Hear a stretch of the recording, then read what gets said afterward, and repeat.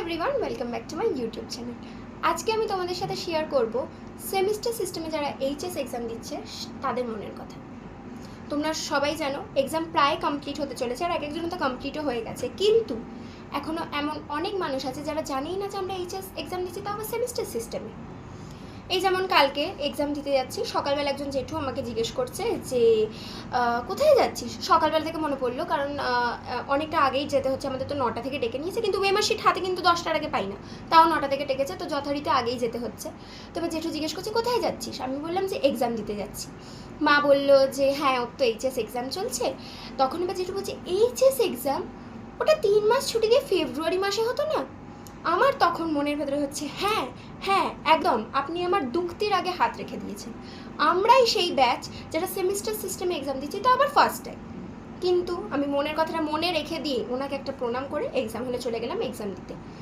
Exam দিয়ে ফিরছি যখন, বাড়ির একটু সামনেই একজন কাকিমার সাথে দেখা হয়েছে, আমার মায়ের একটু চেনা। সে বলছে হ্যাঁ মেয়ে, সে কিন্তু জানে।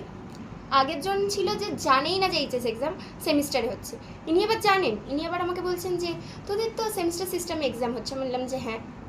বললো তোদের তো কত ভালো, দুটো সেমিস্টারে ভাগ করে দিয়েছে, একটা 40-তে 40 তুলে নিলেই পরেরটাতে আর চাপ নেই।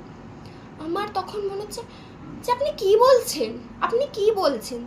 আরেকটা কথা যেটা আমাকে ট্রিগার করে দিল, উনি বললো জানিস আমরা দুটো পরীক্ষা একদিনে দিতাম, দুটো সাবজেক্টের পরীক্ষা একদিনে দিতাম।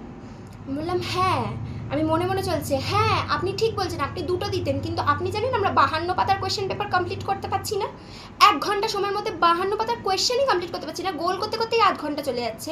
বাকি 8 ঘন্টায় কখন যে কোয়েশ্চেন দেখবো, কখন যে এমসিকিউ মার্ক করবো সেটাই বুঝতে পারছি না। আর আপনি আমাকে বলছেন খুব সোজা পরীক্ষা দিচ্ছি। মায়ের দিকে তাকালাম, মাও কিন্তু কিছু না বলে, মা শুধু বললো ওটা দেখে মনে হয় যে ওটা শক্তই, কিন্তু বললো না না আমাদের মতো তো আর শক্ত না। আমার মা যথারীতি বললো ঝগড়া করে কোনো লাভ নেই, আর্গিউ করে কোনো লাভ নেই, আমাকে বললো চুপ করে যেতে। আমি তারপর ওনাকে বললাম আসছি বলে চলে আসলাম। তার মানে এটাই হচ্ছে এখন ব্যাপার, যে দুটো দল রয়েছে যারা জানেই না যে সেমিস্টার এক্সাম, আর যারা জেনেও এমন করছে যেন সেমিস্টার এক্সামটা কোনো এক্সামই নয়। আমাদের মনের কথাটা ভাবুন, এক্সাম শেষ করতে করতেই জীবন বেরিয়ে যাচ্ছে। ট্যাগ করে দাও তাদের যারা এইবার এইচএস এক্সাম দিচ্ছে।